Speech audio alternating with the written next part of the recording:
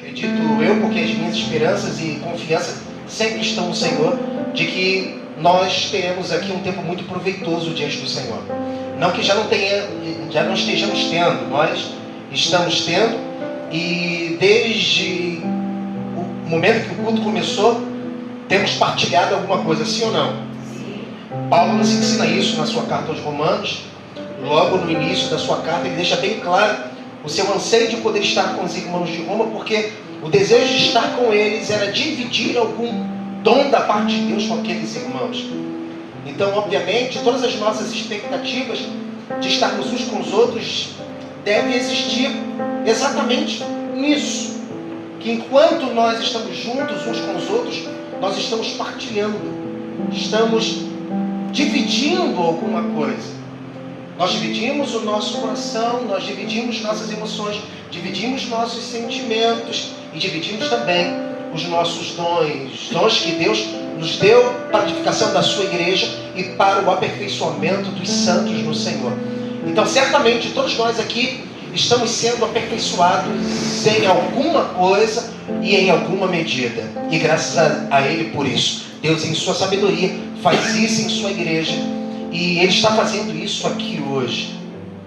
E eu agradeço a Deus por me trazer aqui. Eu costumo dizer de que Deus não nos permite passar por nenhuma porta sem que Ele mesmo já não tenha designado que passemos por ela. Isso é soberania. Ainda que nós gozemos de Deus, uma liberdade que Ele nos deu em Cristo Jesus e na sabedoria do Espírito, nós tomemos as melhores decisões e façamos as melhores escolhas. Não há um único centímetro quadrado da nossa vida que não esteja sendo governado pela soberania de Deus. Então Deus está sempre conduzindo os nossos passos, a fim de que por meio dos nossos passos Ele seja glorificado e seus eternos propósitos estejam sendo satisfeitos através da nossa vida. Ele nos vocacionou para isso e, portanto, eu acredito que só estou aqui pela vontade de Deus. E eu agradeço ao Léo por ter sido um instrumento de Deus para isso. Tantas pessoas fizeram parte do processo, né? Então eu só posso acreditar que foi Deus que me trouxe aqui. E Deus faz isso. E eu me alegro de poder ser instrumento de Deus para a edificação da vida de vocês. Embora eu não tenha muita coisa para dividir, eu pelo menos estou sujeito ao Espírito de Deus nessa noite para dividir o que Ele tem para nós. Eu sei que Ele tem alguma coisa para a gente. Isso eu sei. E a sua palavra está aberta diante de nós. Então, muito obrigado, Léo, pela confiança, por insistir comigo. Eu não pude estar aqui na ocasião do primeiro convite. Eu tinha uma outra responsabilidade que envolvia também a minha comunidade. Mas o Senhor insistiu que eu voltasse aqui. Eu não sei se é a insistência de Deus ou se é a insistência do Leonardo, mas eu vou acreditar que é a insistência de Deus. Deus tem um interesse nessa noite no que diz respeito a nós. Eu sou parte disso e agradeço ao meu Deus por prover essa oportunidade, por criar essa ocasião para nós. E o meu desejo, a minha oração é que nós aprendamos com a sua palavra. É a voz de Deus que está agora sendo comunicada a nós. É a voz de Deus. E eu lamento que nesses dias a gente veja como tem se tornado comum os cristãos se apresentarem diante das Escrituras de uma maneira muito indiferente, tratando as Escrituras de modo muito impessoal, como que nós estivéssemos diante apenas de letras, apenas de palavras. E não é isso. Nós estamos diante verdadeiramente da voz de Deus. E você percebe Você consegue perceber a realidade do que isto significa? A voz de Deus para nós. Há dois aspectos no ser de Deus, que é a sua transcendência e a sua imanência. Deus, ele transcende ao espaço porque ele é imaterial, ele é espírito. Contudo, ainda que também sendo espírito, é pela razão de ser espírito que ele também é pessoal. E o Espírito de Deus está entre nós de maneira real nesse encontro. Ele está tanto aqui como ele está no extremo oposto do mundo nesse exato momento. Aleluia. E isso é algo que ninguém consegue explicar. E que nós recebemos pela fé. E esse é um mistério que deve ser assumido com muito temor. Não só com temor, mas com muita alegria. Porque Ele está assentado entre nós nessa noite. E aonde Ele está, e esse é um jargão muito popular, no meio carismático, no meio pentecostal, no meio... Aonde Ele está, alguma coisa acontece. Todo mundo conhece essa frase e repete ela com muita frequência. Mas de fato, aonde Ele está, coisas inimagináveis não acontecem. Estão acontecendo. Aleluia. Porque esses verbos devem ser, esse tempo verbal é exatamente o tempo verbal que nós devemos assumir para a nossa vida. As coisas estão acontecendo, Deus é presente, do mesmo modo que Ele é passado e também é futuro. Um outro grande mistério, a eternidade está diante dos olhos de Deus. O já ainda não está acontecendo o tempo todo. Mas a nossa vida é uma vida de presente. As coisas estão acontecendo e acontecendo agora. E é a voz de Deus que nós, nesse momento, ouviremos dela, nós partilharemos. E me aproximo dela com muito temor. Que Deus, por sua graça, me use, esse miserável pecador que sou, e peço a Ele que Ele seja propício a todos nós. Que a sua graça seja derramada sobre nós hoje. E portanto eu quero poder conversar com vocês à luz do texto que foi escolhido para essa noite, que é o texto de João, capítulo 15. Faremos a leitura do verso 1 ao verso 17. E eu me alegrei muito de poder me utilizar desse texto, porque o Evangelho de João é o Evangelho que nós estamos estudando no nosso pequeno grupo da nossa igreja, o nosso grupo de homens, que é multifacetado. Nós temos pré-adolescentes, adolescentes, nós temos jovens adultos e nós temos homens mais maduros no nosso pequeno grupo. Não é um pequeno grupo grande. Sempre que tem comida, fica cheio. Não sei porquê. Sempre que tem comida, a nossa reunião fica cheia. Deve ter algum mistério nisso também. Mas esse é um método interessante. Eu já disse isso, uma vez eu preguei sobre isso na nossa igreja, de que nós conhecemos o propósito e a missão de Jesus. O propósito e a missão de Jesus foi e continua sendo buscar e salvar aquele que havia se perdido. Ele não veio, pois, ser servido, mas dar a sua vida em resgate por muitos. Esse é o propósito e a missão de Jesus. Mas o método de Jesus foi exatamente este. Ele veio comendo e bebendo. E todas as importantes e mais profundas lições que Jesus ele desenvolveu assentado a uma mesa na companhia do seu círculo mais íntimo de discípulos, os 12. Então eu acredito que esse de fato é o mistério da comida, né? É um método de Jesus que a gente usa e funciona muito bem. Quando a gente quer tratar de assuntos mais sérios, a gente bota comida. E agora a gente já decidiu lá no pequeno grupo. Olha, a gente só vai comer quando nós não vamos anunciar que vamos ter refeição, que vamos ter um lanche ou alguma coisa do tipo. A gente gente só vai falar que vai ter célula. Na hora a gente se junta para comprar uma pizza, comprar uma esfirra, comprar qualquer coisa. E eles só vão ver na foto depois no grupo. E é o Evangelho de João que a gente está usando para estudar. Nós chegamos ao capítulo, já chegamos no capítulo 8, segunda-feira agora, nós entraremos no capítulo 9 de João, e tem sido um tempo muito precioso. Temos crescido bastante no que diz respeito à graça e ao conhecimento de Deus, e eu amo pequenos grupos, e que bom que a igreja aqui tem pequenos grupos, né? Eu vi você comentando. É nos pequenos grupos que os dons se manifestam. Na igreja os dons não se manifestam. Por que não? Porque na igreja nós temos apenas a ocasião e a oportunidade de estarmos diante de Deus. Nós estamos prestando culto. Nos pequenos grupos nós estamos servindo uns aos outros. E é no pequeno grupo que os dons vão se manifestar de fato. O dom da oração, da intercessão, o dom da interpretação, da língua, o dom da administração, o dom profético, o dom do discernimento e por aí vai. São muitos dons e temos alguns sendo mencionados, pelo menos 27 nós encontramos nas Escrituras. E pequeno grupo é muito bom para isso. A gente divide o coração.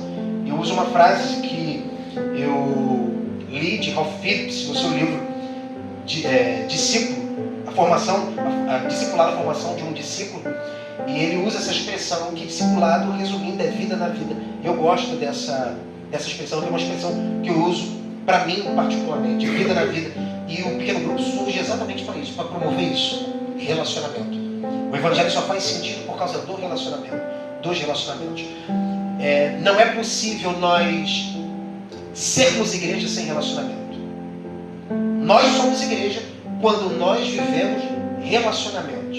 Aqui no ajuntamento nós temos tempo de igreja, mas nós não conseguimos ser igreja, porque nós não temos tempo de vida na vida, de estarmos nos relacionando uns com os outros, sentando e escutando o coração.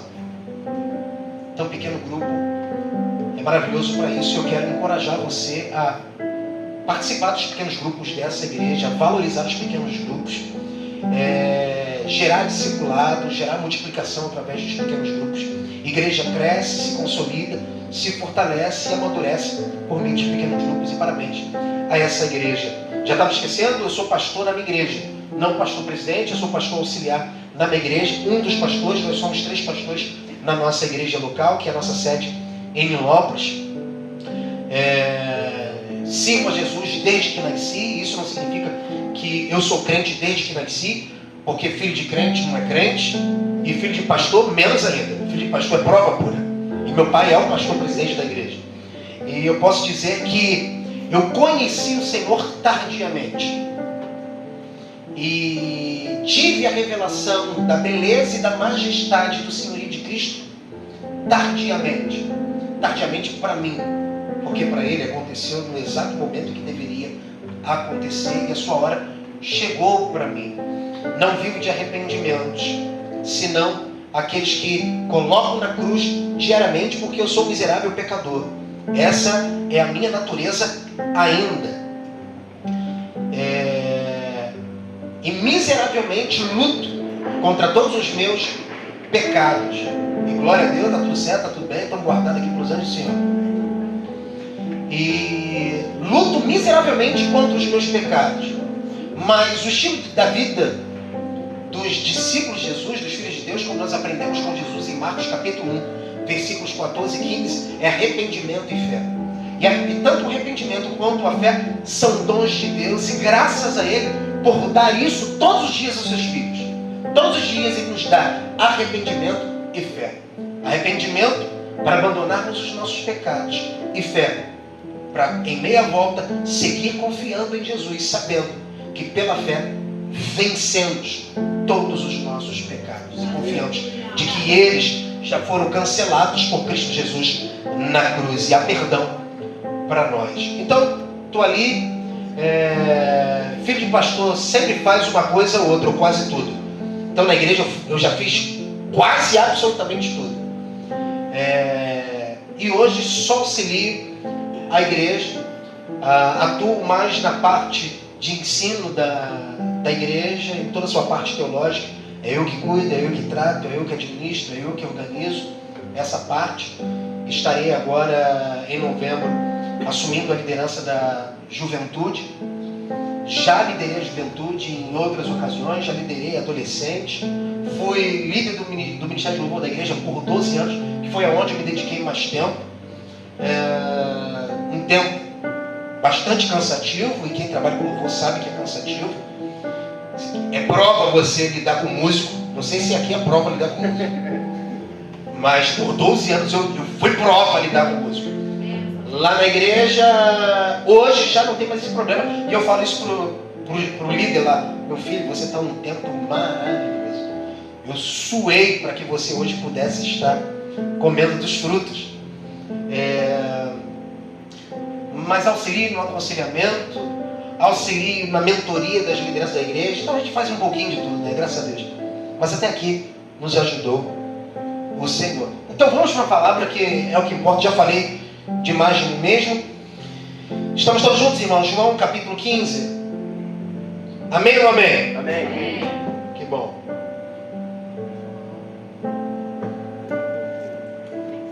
Nos diz a palavra: eu sou a videira verdadeira e meu pai é o lavrador. Todo ramo que estando em mim não der fruto, ele o corta, e todo que dá fruto ele limpa, para que produza mais fruto ainda. Vocês já estão limpos por causa da palavra que lhes tenho falado. Permaneçam em mim e eu permanecerei em vocês. Como o ramo não pode produzir fruto de si mesmo, se não permanecer na videira, assim vocês não podem dar fruto se não permanecerem em mim. Eu sou a videira, vocês são os ramos. Quem permanece em mim e eu nele, esse dá muito fruto, porque sem mim vocês não podem fazer nada. Se alguém não permanecer em mim, será lançado fora, à semelhança do ramo, e secará. E o apanham, lançam no fogo e o queimam. Se permanecerem em mim, as minhas palavras permanecerem em vocês, pedirão o que quiserem e lhes será feito. Nisto é glorificado meu Pai, que vocês deem muito fruto, e assim mostrarão que são meus discípulos. Como o Pai me amou, também eu amei vocês. Permaneçam no meu amor. Se vocês guardarem os meus mandamentos, permanecerão no meu amor. Assim como também eu tenho guardado os mandamentos de meu Pai, e no seu amor permaneço. Tenho-lhes dito estas coisas para que a minha alegria esteja em vocês e a alegria de vocês seja completa. O meu mandamento é este: que vocês amem uns aos outros, assim como eu os amei. Ninguém tem amor maior do que este, de alguém dar a própria vida pelos seus amigos. Vocês são meus amigos se fazem o que eu lhes ordeno. Já não chamo vocês de servos, porque o servo não sabe o que o seu senhor faz, mas tenho chamado vocês de amigos, porque tudo o que ouvi do meu Pai eu lhes dei a conhecer. Não foram vocês que me escolheram, pelo contrário, eu os escolhi e os designei para que vão e deem fruto, e o fruto de vocês permaneça, a fim de que tudo o que pedirem ao Pai em meu nome, Ele lhes conceda. O que eu lhes ordeno é isto: que vocês amem uns aos outros. Graças a Deus por esta palavra. Aqui no capítulo 15, Jesus ele fecha a questão de um tema de que ele mesmo já desenvolveu. O amor é um tema presente nos capítulos 13, 14 e 15. E Jesus dedica razoável tempo e consideração a isso, justamente para fazer com que os seus discípulos entendam o que este amor significa. E é óbvio que há grande confusão no que diz respeito ao amor. Isso fica evidente se nós dedicamos certo tempo para falar a respeito do amor. Aqueles que acreditam que o amor é um sentimento, aqueles que acreditam que o amor é uma decisão ou é um tipo de comportamento. Mas à luz do que Paulo desenvolve na sua primeira carta aos Coríntios, capítulo 13, fica claro para nós que o amor é uma virtude. E ele encerra o capítulo 13 dizendo de que a única coisa que permanecerá no fim será a fé, o amor e a esperança. E o maior dos três, o amor. A única coisa que nós aprendemos das palavras de Paulo, e é exatamente a única coisa que nós levaremos para o céu, é o amor. E para isso ele vai ilustrar falando a respeito dos dons. E os dons, eles são transitórios na vida dos servos de Deus.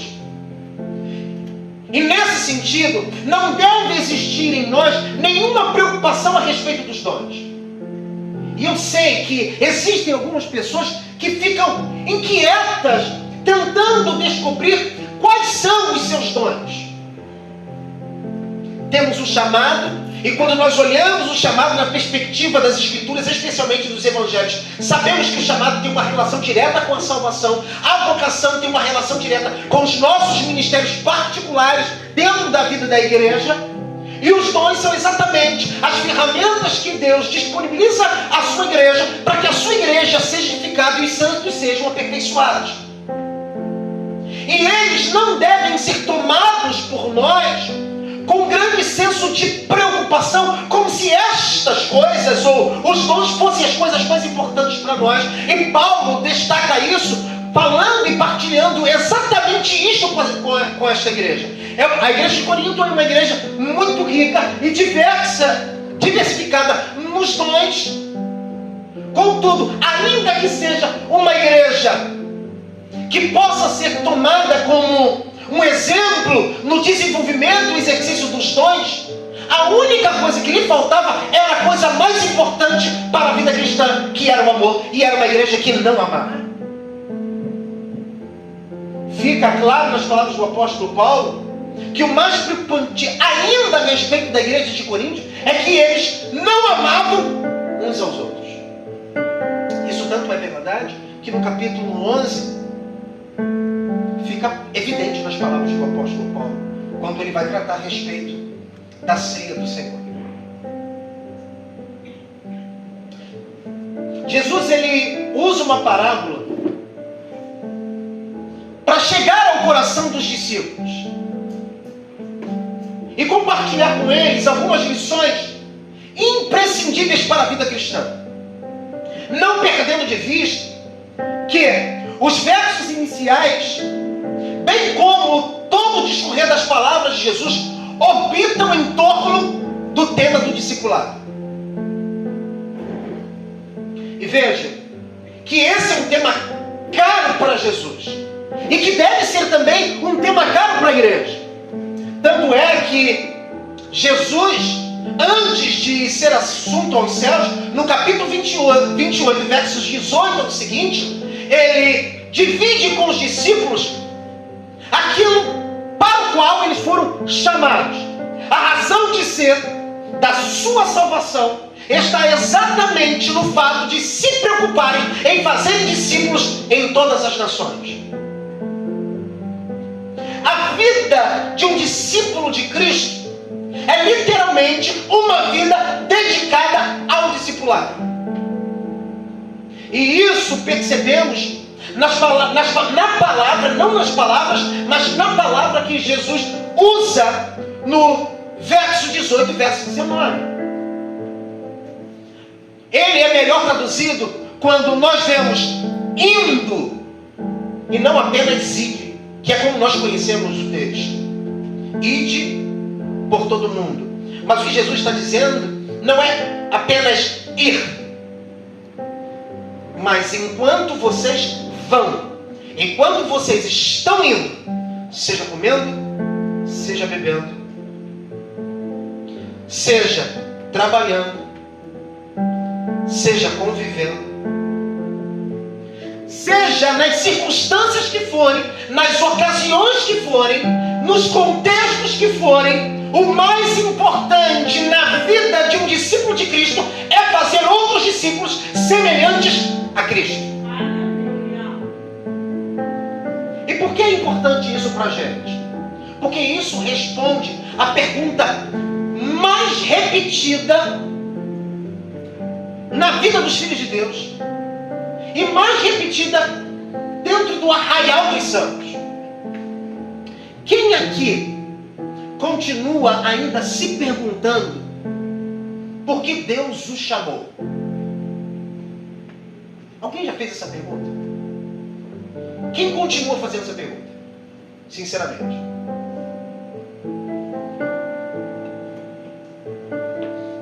Veja que todos nós estamos buscando, em algum momento da nossa vida, a nossa razão de existir. E a nossa razão de existir já está e já foi definida por Cristo Jesus. Inclusive essa pergunta é tão importante e carece de resposta porque ela está presente em todos os catecismos da igreja cristã. Qual é o fim principal do homem? Essa é a primeira pergunta dos principais catecismos. Se os catecismos não começam com esta pergunta, muito provavelmente na segunda ou na terceira encontraremos essa pergunta. Qual é o fim principal do homem? Qual é a razão de existir do homem? E a resposta do catecismo é a mesma: viver para a glória de Deus e sentir prazer nele.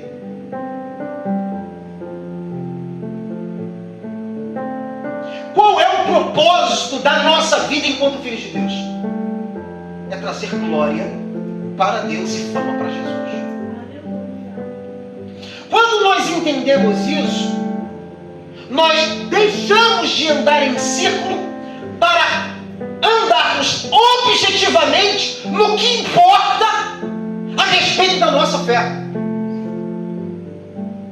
Então nós, como diz o apóstolo Paulo, existimos, vivemos e nos movemos para a glória de Deus.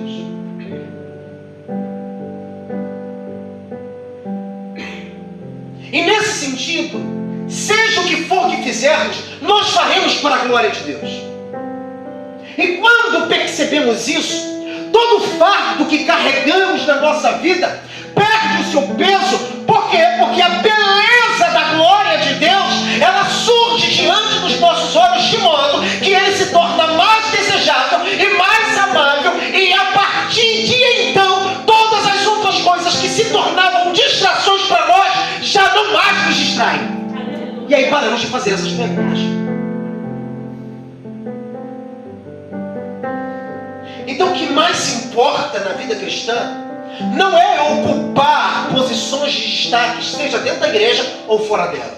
O que mais me importa é saber se todos os movimentos da minha vida estão sendo feitos para a glória de Deus. Tanto a pergunta como a resposta são importantes, porque se por um lado nós estamos glorificando a Deus, significa também dizer que por outro lado nós o estamos profanando.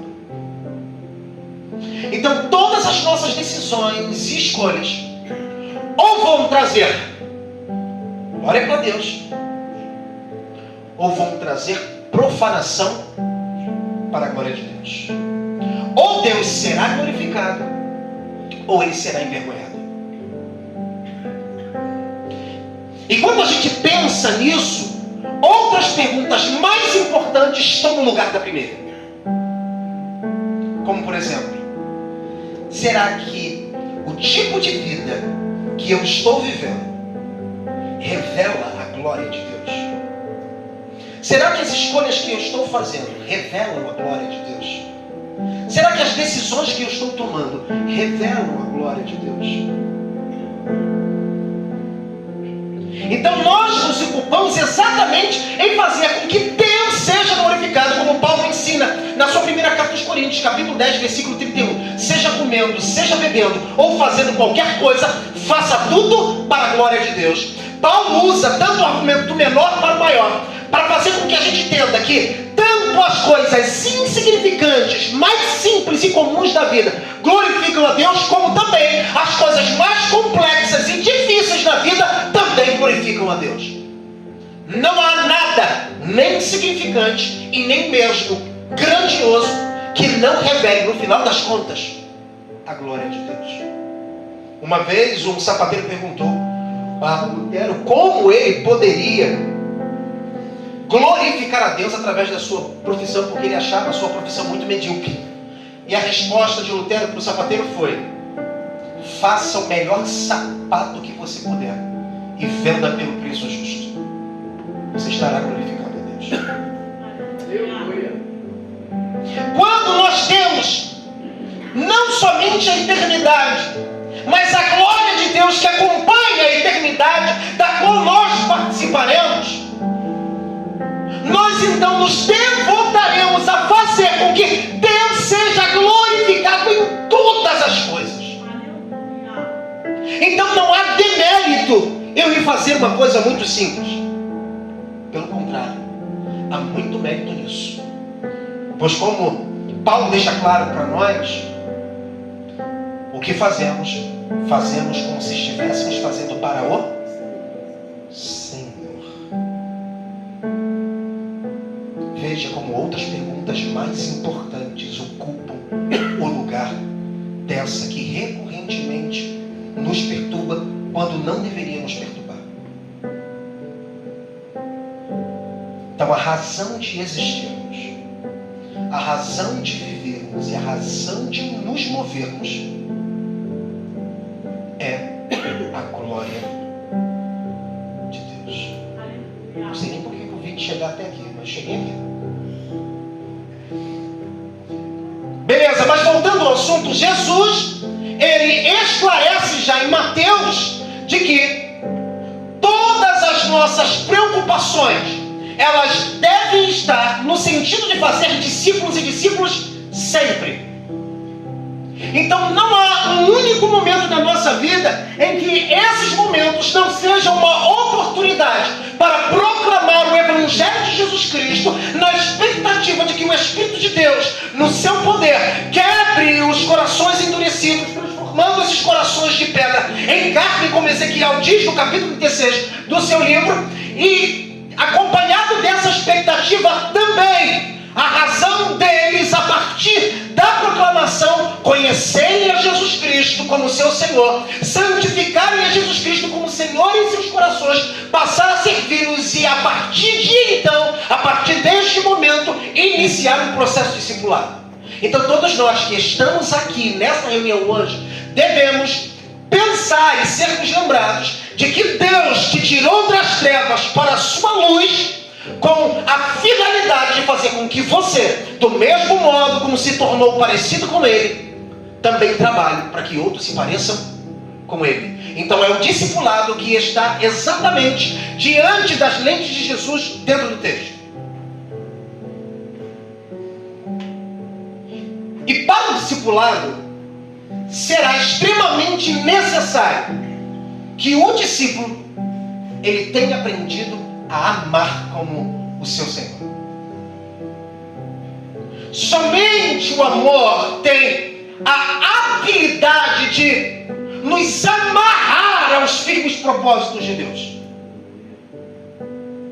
Somente o amor tem a capacidade de dobrar nossos impulsos para que a vontade de Deus seja estabelecida em nós e através de nós. Porque recorrentemente, precisamos ser sinceros em fazer essa confissão, estamos em alguma medida tomando decisões e assumindo posturas a partir de nossas percepções pessoais. Ou seja, estamos fazendo o que queremos fazer. Mas nós olhamos e aprendemos uma lição importante, inclusive no capítulo 15, de que a salvação de Deus por intermédio de Cristo não só nos tornou filhos muito amados, como aprendemos também no Evangelho de João, como também Ele nos tornou escravos. E um escravo não faz absolutamente nada que satisfaça a si mesmo. Um escravo não tem vontades. Um escravo existe para fazer a vontade de seu Senhor. Aleluia. Mas a fim de que o tema não pese aos corações dos discípulos, Jesus vai esclarecer o que esse ser escravizado significa na perspectiva de Deus, do que aconteceu na eternidade em relação a eles e ao seu Senhor. Mas antes de chegar a isso, vamos ver algumas coisas que Jesus está tratando na sua parábola. Ele vai dizer: eu sou a videira verdadeira. Jesus deixa claro para nós que Israel falhou no seu processo de ser quem deveria ser nos planos de Deus. E agora uma videira é plantada, e esta videira é Jesus Cristo, cuja videira não falhará em relação aos planos de Deus. Jesus está para cumprir o que Israel não pôde cumprir. E ele vai dizer: todo ramo que estando em mim não der fruto, ele o corta, e todo que dá fruto, ele limpa, para que produza mais frutos. Do que Jesus está falando? Jesus está falando do discipulado. Nenhum servo de Jesus Cristo, nenhum filho de Deus, nenhum discípulo, e a partir desse momento eu vou usar com mais frequência a palavra discípulo, nenhum discípulo deve contentar-se com o fato de ser um membro comum dentro da igreja de Jesus Cristo. Nenhum discípulo deve se contentar em acreditar que a sua vida cristã se resume a cultos ocasionais.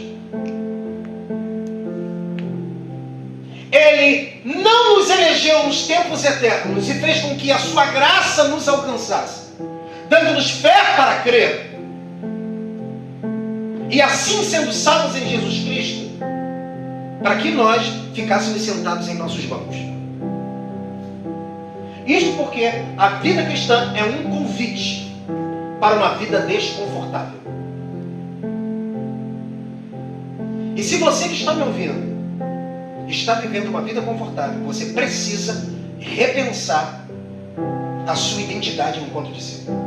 Aleluia. Porque discípulo vive uma vida desconfortável. Ele vive uma vida desconfortável porque a própria mensagem do Evangelho é uma mensagem desconfortável. O estilo de vida dos discípulos de Jesus é um estilo desconfortável. É um contrafluxo, porque a verdade habita em nós. Aleluia. E assim como o Evangelho ele pode ser doce ao mais miserável pecador, o Evangelho também é hostil ao pecador. Paulo, na sua carta aos Romanos, vai dizer que o homem natural, o incrédulo, ele não deseja a lei de Deus. E nem pode suportar. O que significa dizer que o homem jamais estará de braços abertos para a proclamação do Evangelho.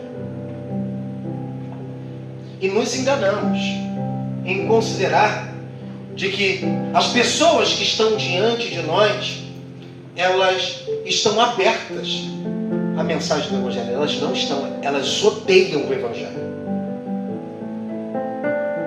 Elas odeiam o Evangelho porque elas estão em rebelião contra o dono da mensagem. Desde o Éden, a única coisa que vemos à luz das Escrituras como revelação de Deus para nós é que o homem se torna mal e continuamente mal. Perversamente mal, terrivelmente mal. Não amando Deus e nem mesmo desejando a Deus. E portanto, nós precisamos ser feridos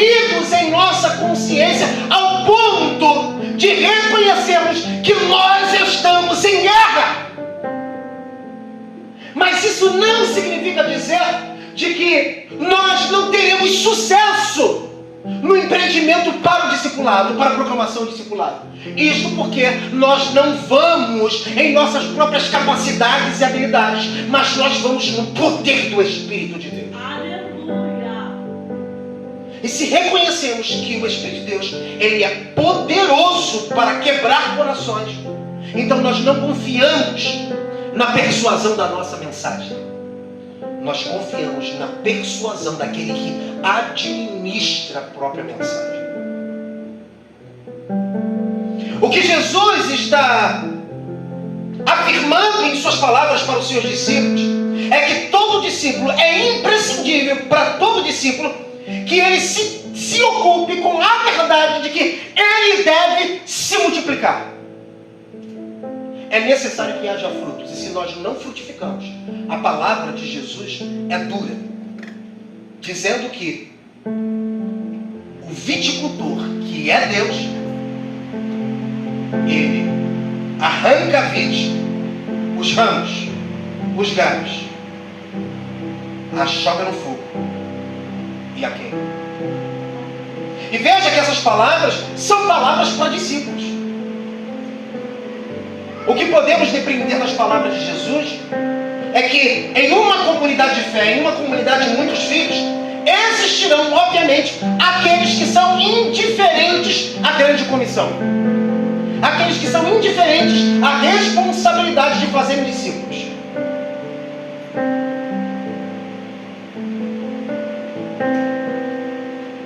E outra coisa que Jesus disse: todo o que dá fruto, ele limpa, para que produza mais fruto ainda. O que significa dizer que é do interesse de Deus, é do seu desejo e também do seu prazer causar em nós todos os sofrimentos necessários para que por meio deles nós venhamos dar mais frutos que eles têm. O sofrimento é uma ferramenta de Deus para o estabelecimento de uma vida desconfortável. Pedro fala isso na sua carta. Qual é a razão pela qual o sofrimento alcança a vida dos filhos de Deus? Torná-los puros diante do Senhor. Somente o sofrimento tem a capacidade de depurar a nossa fé, de refinar a nossa espiritualidade, de nos tornar prontos para todo o trabalho que Deus designou para nós enquanto seus filhos. Aleluia. Entender isso é importante, porque nós não tomamos mais o sofrimento como um peso para a nossa vida, mas como um instrumento da graça de Deus. Outra coisa importante que nós aprendemos, unidos à mensagem de Tiago, no capítulo 1, versos 1 e os seguintes, bem como também na segunda carta de Pedro, capítulo 2, acho que verso 10, salvo engano, de que assim como os sofrimentos na vida do cristão são de vários tons, cores e intensidades, não faltará para esses sofrimentos, Pedro conclui, a graça suficiente para suportar todas as cargas desses sofrimentos. A multiforme graça de Deus. O que Pedro está dizendo é que para todos os níveis, intensidades e forças de sofrimento que alcançam a vida do cristão, tem a mesma medida de graça para suportá-los.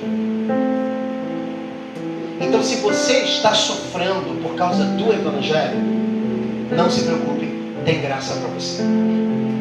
Tem graça para você. Nós só estamos aqui, Léo só está aqui, eu só estou aqui porque houve graça para nós e porque há graça todos os dias para nós. Aleluia! E graças a Deus por isso. Vocês já estão limpos por causa da palavra que lhes tenho falado. De fato, Jesus ensinou isso com a passagem do capítulo 13, no momento em que ele está lavando os pés dos discípulos e ele vai responder a uma inquietação de Pedro no momento da ocasião da cerimônia dos lava-pés. Ele vai dizer que aquele que uma vez foi lavado, ou seja, aquele que foi regenerado pelo Senhor, não tem mais a necessidade de lavar-se novamente, senão apenas purificar-se.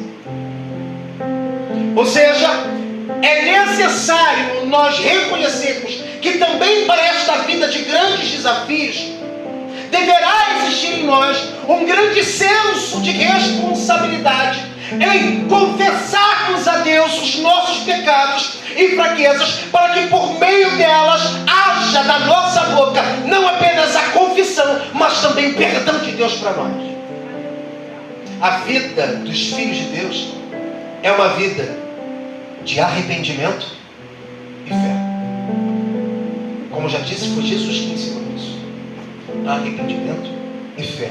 Arrependimento e fé. Talvez hoje você não tenha acertado, mas tem de Deus para você arrependimento e fé, para você seguir amanhã e tornar o dia de amanhã melhor que o dia de hoje. E se o dia de amanhã você errar novamente, não se preocupe com isso. Deus, em sua misericórdia e bondade, tem arrependimento e fé novamente para você seguir até que você acerte. Mas isso não significa que você não esteja acertando. Só o fato de você receber dele arrependimento e fé significa que você já está sob os cuidados dele, e glórias a ele por isso. Imagine se nos faltasse o cuidado de Deus.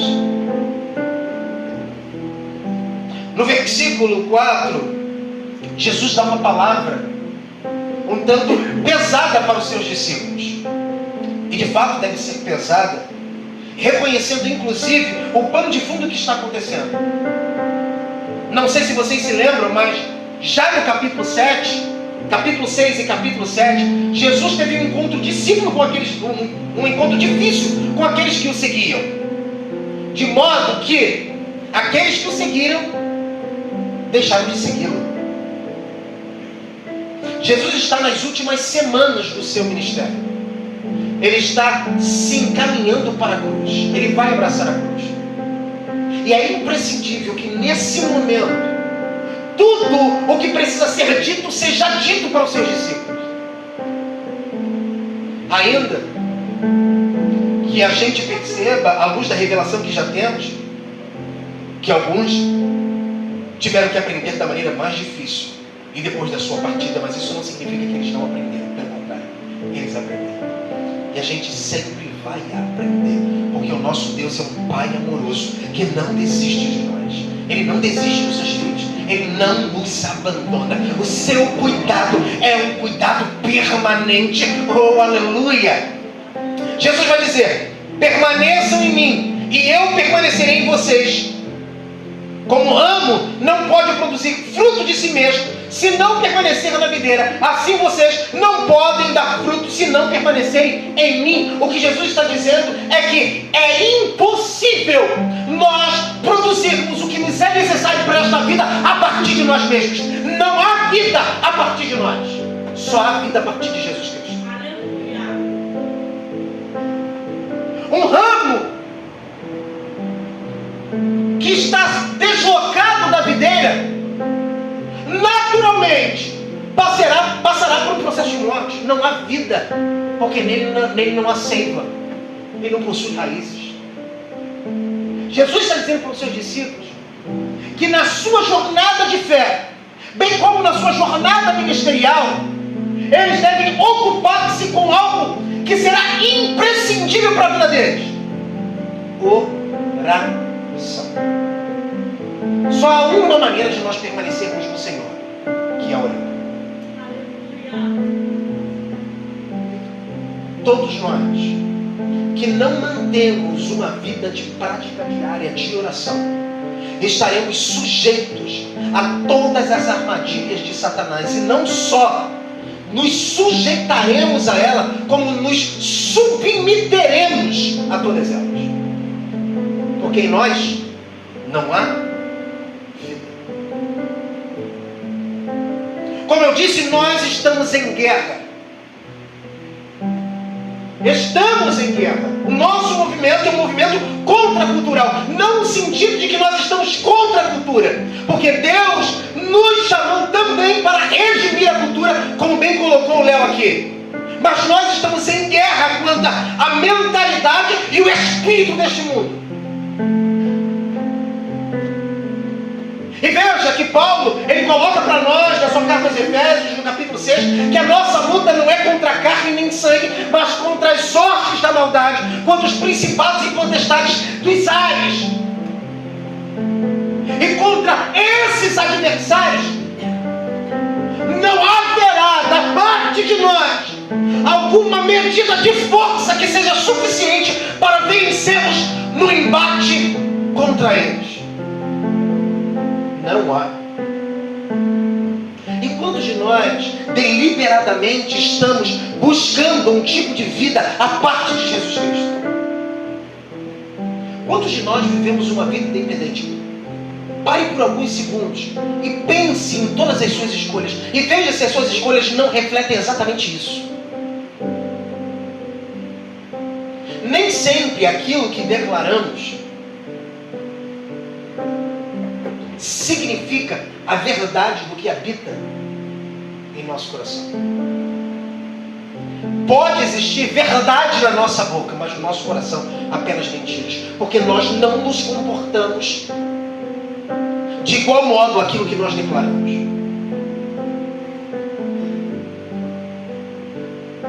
Essa verdade que é declarada pela nossa boca deve permear também o nosso coração. Jesus chama os seus discípulos à urgente necessidade de permanecerem nele. E só é possível permanecer nele se cultivarmos uma vida de oração. Jesus não está chamando eles para uma escola de oração. Jesus está chamando os seus discípulos à consciência de uma vida de oração, de um estilo de vida de oração. Sempre foi urgente para a vida da igreja uma igreja que orasse. E a mesma urgência, ela está para nós hoje, também para nós hoje.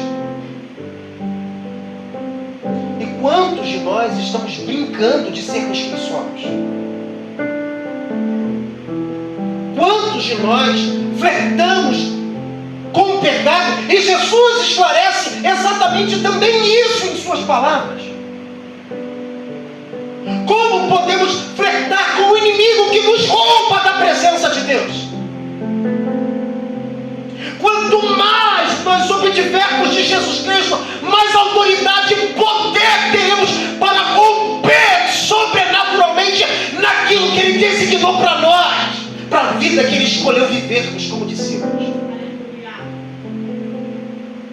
Nós não temos capacidades em nós mesmos, e Paulo fala isso na sua segunda carta a Coríntios, capítulo 3, versículo 5. Não que possuamos alguma capacidade que pudéssemos julgar como sendo nossa, mas toda a capacidade que temos, ela vem do Senhor. E quão arrogantes nós somos, meus irmãos.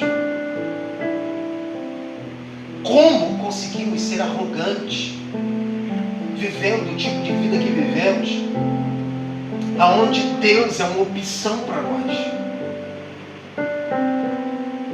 Enquanto Ele for uma opção para nós, continuaremos vivendo uma vida medíocre e superficial, sem mergulharmos no sobrenatural de Deus, sem vermos milagres, sem andarmos em ousadia e no poder do Espírito. Seremos pessoas comuns. E Deus não nos chamou para sermos pessoas comuns. Ele nos chamou para sermos pessoas incomuns. E só é possível ser uma pessoa incomum se nós cultivamos um relacionamento íntimo com Deus através da oração. E é isso que Jesus está ensinando aos seus discípulos. Eu sou a videira, vocês são os ramos. Quem permanece em mim e eu nele, esse dá muito fruto, porque sem mim vocês não podem fazer nada. Se alguém não permanecer em mim, será lançado fora, à semelhança do ramo, e secará. E o apanham, lançam no fogo e o queimam. Se permanecerem em mim e as minhas palavras permanecerem em vocês, pedirão o que quiserem e eu lhes serei feito. Jesus destaca algo aqui importante. Ele agora não fala apenas sobre a importância de permanecer, Mas aqui no versículo 7, ele esclarece o que é que deve permanecer nessa relação.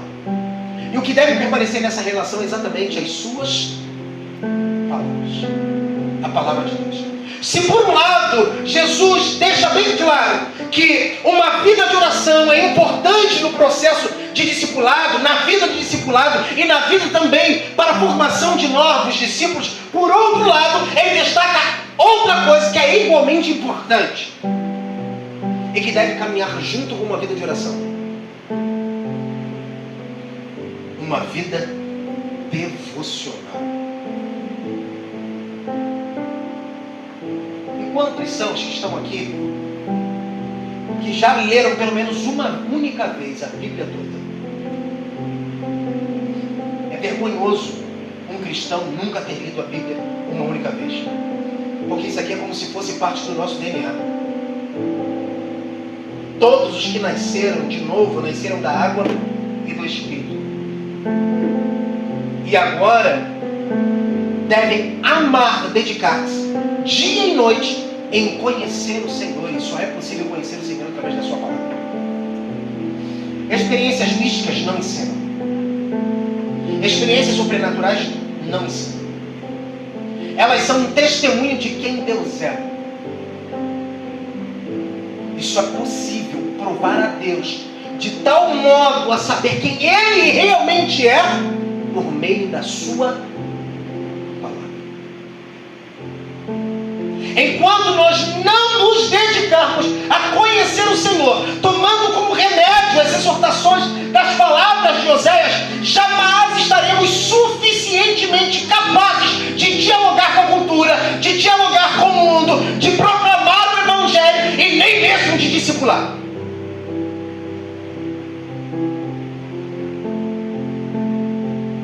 Jesus esclarece para nós que a vida de um discípulo não é uma vida medíocre.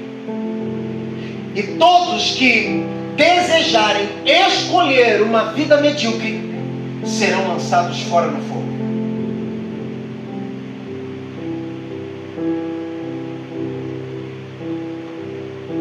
Deve existir senso de urgência em nós a respeito dessas coisas que Jesus está falando. A vida dos discípulos não será uma vida fácil. A vida desses discípulos que se tornaram apóstolos também não é uma vida fácil e nem se tornaria uma vida fácil. Como também a vida da igreja não é uma vida fácil. Gozamos de razoável liberdade hoje. E como eu disse, a minha igreja no domingo que passou, as coisas ficarão muito piores. E eu disse para eles, como digo para vocês hoje: abracem quem vocês podem abraçar, beijem quem vocês podem beijar, amem quem vocês podem amar, esteja com quem vocês podem estar, porque isso será tirado de você. Pois é as Escrituras que nos afirmam que nunca se viu maior perseguição do que esta. Se a gente está falando da última grande perseguição. Oramos e conhecemos o Senhor não para gozarmos de uma vida confortável, mas para nos alimentarmos suficientemente para estarmos prontos a agarrarmos com todos aqueles que Deus nos dê por sua graça. O reino de Deus é um reino que deve ser habitado por muitos súditos, e Ele nos tornou súditos, e também devemos ser encorajados a transformar tantos outros quanto pudermos em súditos desse reino. Quantos você quer levar?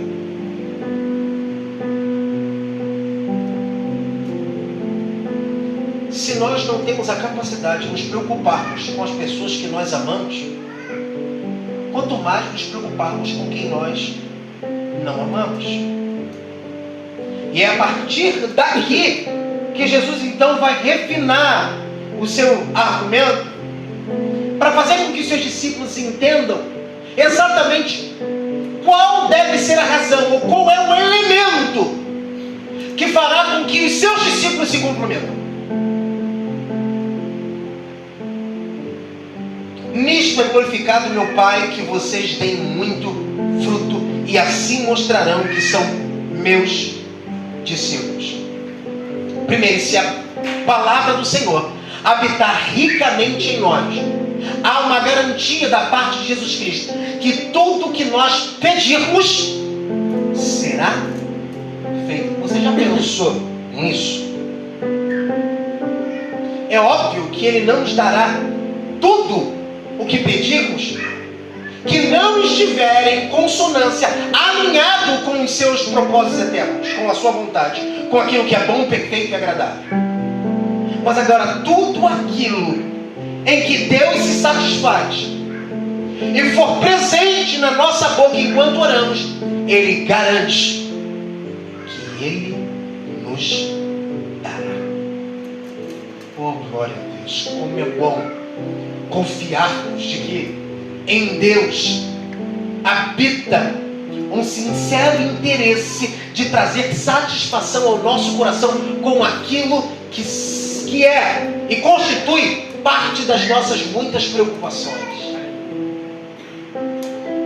Ele nos dará, mas só dará se a sua palavra habitar ricamente em nós. Nós precisamos ser saturados pela palavra de Deus. Lembram-se das palavras do salmista? Na tua lei, na tua palavra eu encontro prazer. Nela eu medito de dia e de noite. Por meio dela faço as minhas canções. Todos nós que nos tornamos saturados da palavra de Deus, abundantemente preenchidos por ela, jamais estaremos em uma condição de desonrar o santo nome do Senhor, e só faremos aquilo que lhe agrada. Porque lâmpada para os nossos pés é a sua palavra e luz para os meus caminhos. É impossível errarmos se a palavra de Deus habita abundantemente em nós. Impossível. Porque saberemos o que fazermos. E nisto Deus é glorificado, como Jesus Cristo diz. Verso 9: como o Pai me amou, também eu amei vocês. Permaneçam no meu amor. Se vocês guardarem os meus mandamentos, permanecerão no meu amor, assim como também eu tenho guardado os mandamentos de meu Pai, e no seu amor permaneço. E veja que esse é um tipo de amor que nós não temos a capacidade de escolher. E por que nós não temos a capacidade de escolher esse amor? Porque esse amor só acontece por doação. Há em nós o suficiente de Adão para não amarmos com competência aquele que primeiro nos amou. É por isso que a palavra de Deus diz: eu amo o Senhor, porque Ele primeiro me amou. A razão pela qual nós amamos a Deus foi porque Ele, por sua livre iniciativa, decidiu doar-se por nós em amor. Nós só conhecemos o amor por causa da doação de Jesus Cristo. Paulo diz isso na sua carta aos Romanos. Nisto conhecemos o amor, pelo fato de Deus ter dado seu Filho em favor de nós. Jesus Cristo destaca para a gente que esse não é o tipo de amor que podemos assumir e receber por uma escolha nossa. E por que sabemos isso? Porque no versículo 16 é Jesus quem diz: não foram vocês que me escolheram, mas eu que escolhi vocês. Vê se não faz sentido isso para você. Só temos a capacidade de responder a este amor dado, mas não de escolhê-lo livremente. Não há em nós liberdade suficiente para dizer, quero amá-lo. Senão, apenas o desejo de manifestar o quanto queremos esse amor, mas amá-lo realmente e verdadeiramente, não podemos. É por isso que Ele escolheu você, é por isso que Ele escolheu a mim, é por isso que Ele escolheu a todos nós. Ele nos escolheu e, portanto, agora nós podemos amá-lo. E quantos podem agradecer a Deus por este amor doado?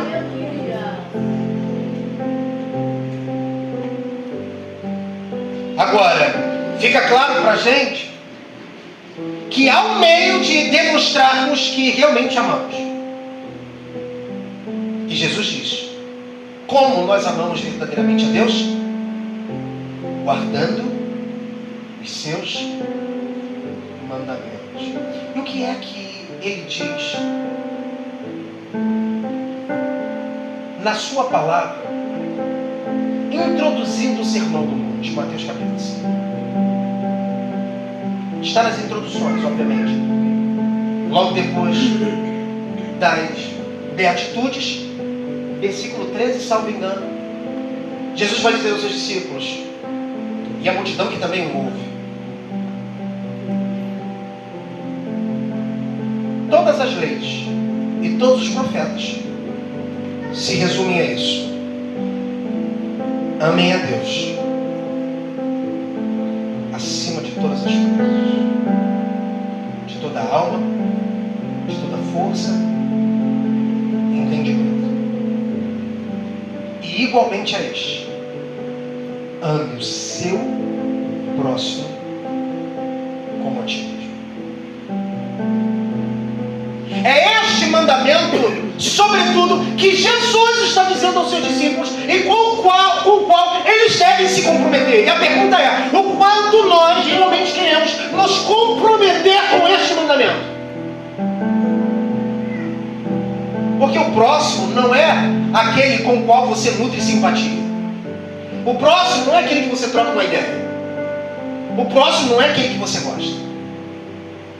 O próximo não é somente aquele que você desconhece, mas aquele que você sabe que te odeia voluntariamente. E o que Jesus está ensinando para nós é que até aqueles que nos odeiam nos tornam nossos amigos, se tornam nossos amigos. E veja que é exatamente isso que Ele está dizendo. Versículo 11: tenho dito essas coisas para que a minha alegria esteja em vocês e a alegria de vocês seja completa. Vocês se sintam plenamente satisfeitos, se sintam realmente felizes, se sintam alegres, contentes. O meu mandamento é este: que vocês amem uns aos outros assim como eu os amo. Agora pense de que maneira Deus te amou. Um rebelde como você, um rebelde como eu, uma pessoa problemática como eu era e ainda insisto em ser. E tenho certeza que você não está tão longe de mim nesse sentido, porque todos nós somos problemáticos. Em alguma medida, mas somos.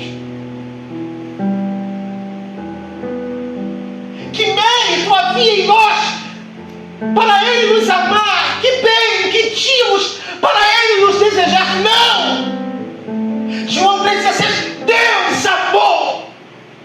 Ele iniciou.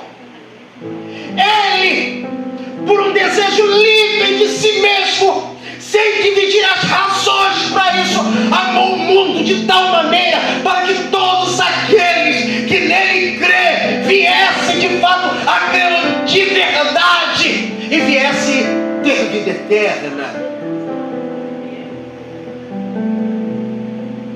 Cheio de defeitos, problemático, rebelde, inimigo de Deus e não desejando a lei de Deus e nem mesmo se sujeitar a ela, foi esse cara que Ele decidiu amar.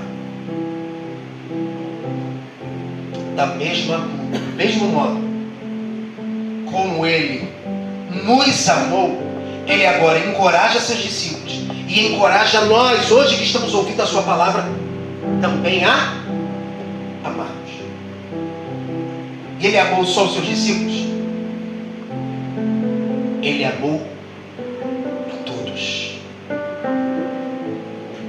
Nele não havia acepção. As suas motivações nós encontramos em João capítulo 8, versículo 31. Capítulo 8 não, capítulo 4. Capítulo 4, verso 31 e seguinte. Ele vai dizer que a sua comida era fazer a vontade do seu Pai. Ele simplesmente decidiu amar. Ele decidiu amar aqueles que o feriram. Ele decidiu amar aqueles que o humilharam. Ele decidiu amar aqueles que lhe cuspiram. Ele decidiu amar aqueles que o envergonharam. Ele decidiu amar aqueles que o desprezaram.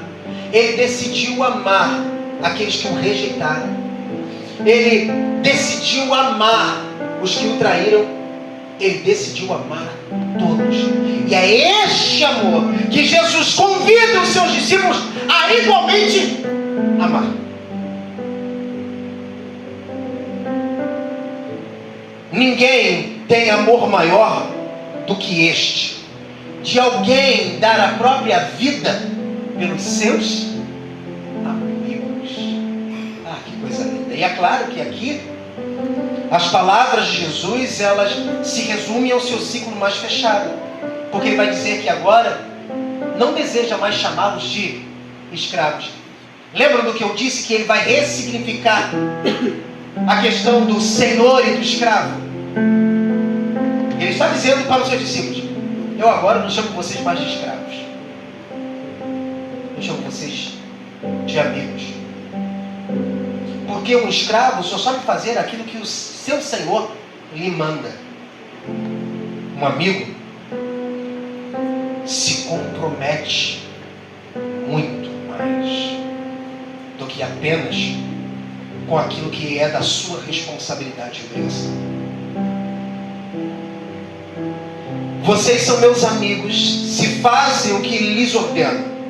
Já não chamo vocês de servos, porque o servo não sabe o que o seu senhor faz, mas tenho chamado vocês de amigos, porque tudo que ouvi de meu Pai eu lhes dei a conhecer. O que Jesus está dizendo é que eles têm o suficiente para obedecerem a Deus. E essa obediência não é uma obediência cega, mas é uma obediência que se submete sabendo o que está fazendo.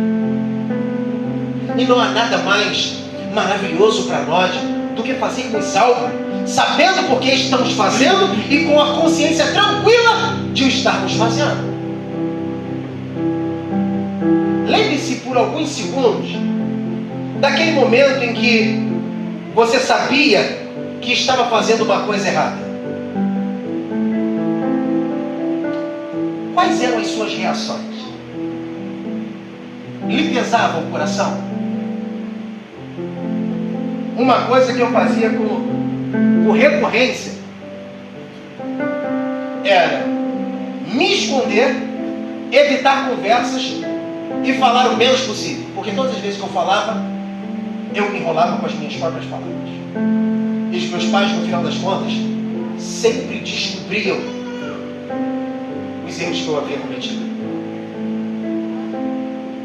Fazer, sabendo as razões pelas quais nós estamos fazendo, traz paz ao nosso coração, um forte senso de compromisso, e nos comprometeremos até os últimos instantes, até o fim, até o extinguir das nossas forças e energias para completar a boa obra de Deus.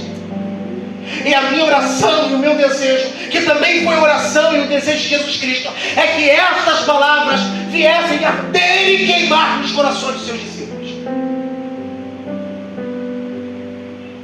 Nós precisamos amar, meus irmãos, mas não amar segundo as nossas percepções, não amar segundo a nossa leitura pessoal da vida, não amar segundo os nossos pressupostos, a maneira como nós entendemos o que é amar. Não, nós temos que amar do mesmo modo que Ele amou, porque é isso que Ele está dizendo.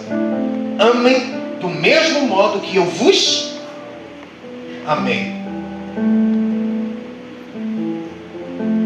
Não foram vocês que me escolheram, pelo contrário, eu os escolhi e os designei para que vão e deem fruto, e o fruto de vocês permaneça, a fim de que tudo o que pedirem ao Pai em meu nome, Ele lhes conceda.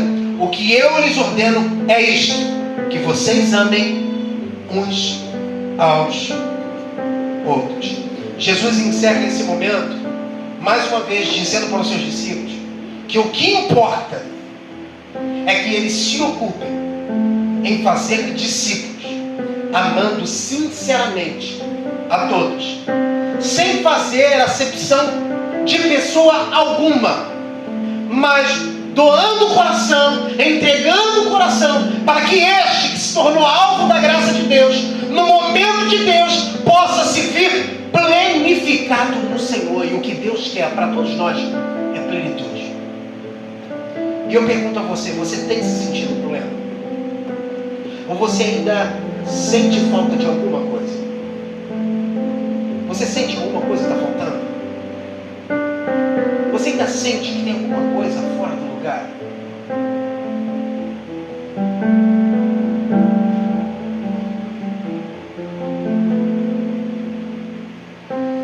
Há uma frase que John Piper cunhou, e eu gosto dela, em que ele diz que Deus é muito mais glorificado à medida que nós nos vemos mais plenamente satisfeitos nele.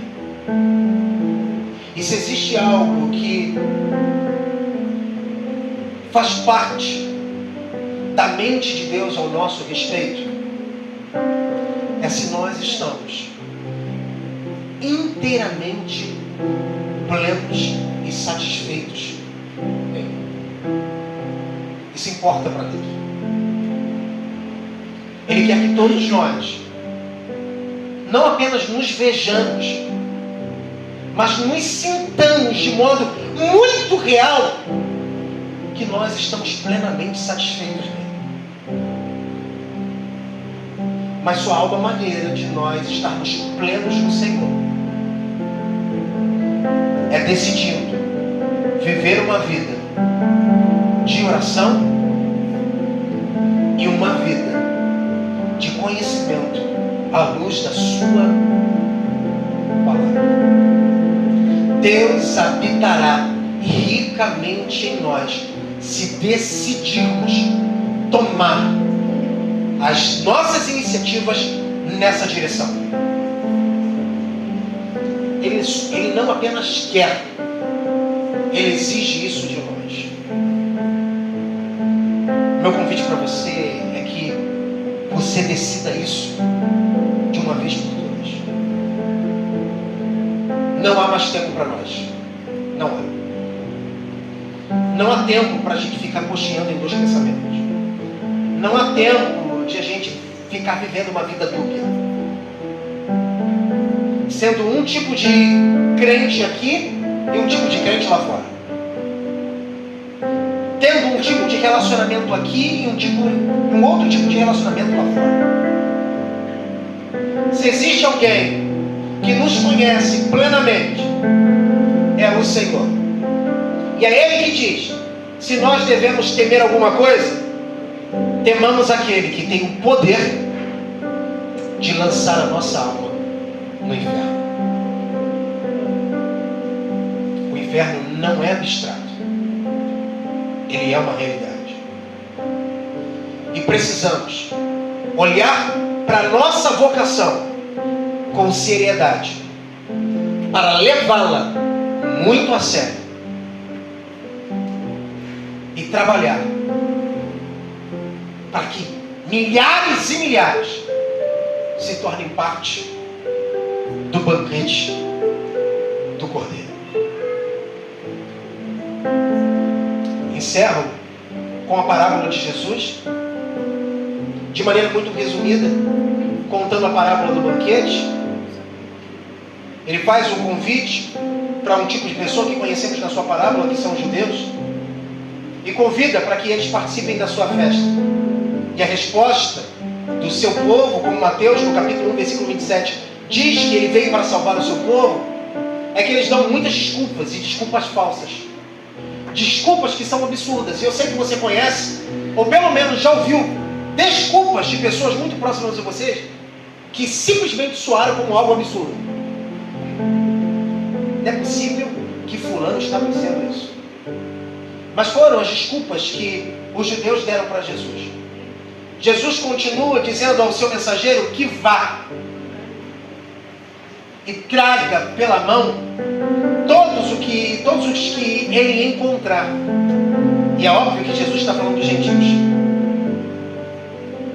E a palavra para Jesus, para o seu mensageiro, é que ainda há muito lugar. E essa palavra aqui é poderosa. Essa palavra aqui é maravilhosa. Porque no reino de Deus há espaço suficiente para todos aqueles que creem no Senhor e invocarem o seu nome para serem salvos. Ainda há lugar. Mas Jesus não para por aí.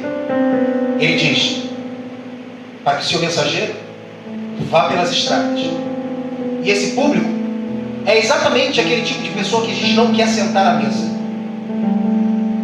É aquele tipo de pessoa que a gente não quer que faça parte das nossas relações. É a prostituta, o assassino, o pedófilo, o serial killer. As pessoas mais terríveis da sociedade são buscadas pelo mensageiro da festa. E o dono da festa é Deus. O mensageiro é Jesus. E nós somos estes que fomos achados por Ele no meio do caminho. Então entendamos de verdade, porque Ele nos chamou. Ele nos chamou para fazermos discípulos. E é essencial para o discipulado amarmos uns aos outros, mas não amarmos a partir de nossas percepções pessoais, mas amarmos como Ele nos amou. Assumamos esse desafio, sabendo que Ele nos dá graça para cumpri-lo com fidelidade.